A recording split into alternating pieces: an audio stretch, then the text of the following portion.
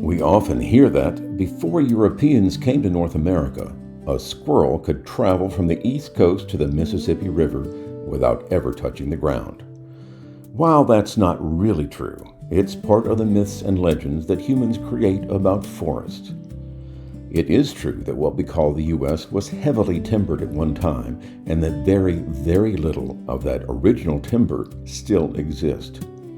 Interestingly enough, one piece of this ancient timberland still stands right in the heart of a major city, Memphis, Tennessee. It's one of only 3 in all the United States. It's called, simply enough, the Old Forest. And it is.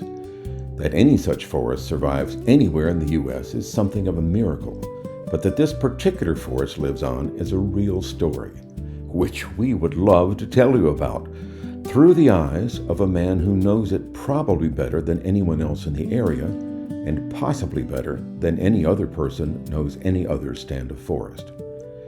His name is Pete Sarin. For decades, he made a good living as an advertising and fine art photographer, and then broadened to writing fiction, telling stories, and doing some other things. But through every job, he's been deeply involved, deeply within the Old Forest. The relationship goes back over 50 years. The photographer in him prompted him to record the Old Forest on a daily basis for years. The artist in him prompted him to observe this elemental forest with the most simple elemental lens he could find. He has taken over 50,000 photographs at all times of year and all times of day.